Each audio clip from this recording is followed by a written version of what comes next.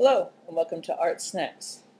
Today we're going to sort of look at how we draw hands. And a lot of times when you first draw a hand, people struggle there because they look like the fingers are too fat, or they look like a ball glove, or they just look funny. And so I want to talk about sort of how I draw hands on people. So I'm going to draw a wrist, and I'm going to show you kind of how I get started. I do what I call the mitten hand. Okay, I start with the mitten because that helps me understand that I only have this much room to fit 4 fingers. Okay, so now going back in, I take a look at what those fingers might look like inside that mitten.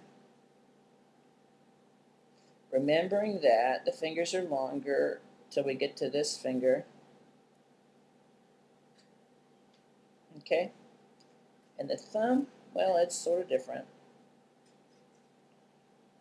Okay, now we can go in there and do some erasing of the guidelines. And remember, the mitten was our guideline, but we don't need that mitten anymore. If you accidentally erase some of your new drawing, don't worry, because you can still see where it was. And go put it back. Those finger.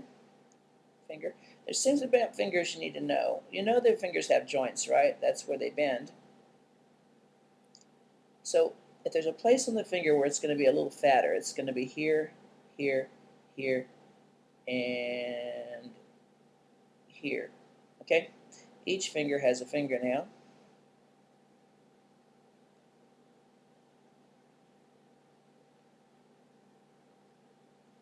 The thumb, though, because it's sideways, the fingernail goes sideways. Okay? Each one of these has a little wrinkle over that big joint.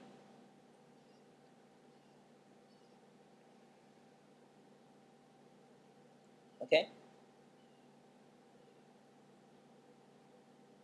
Now, let's use the side of the pencil to do some quick shading to make it look a little more 3D.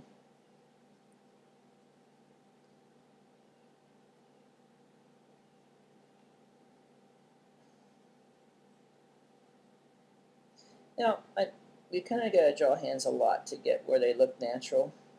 It's a complicated thing, a hand. It takes a little bit of practice. So you just kind of have to mess with it for a while until you get comfortable with it.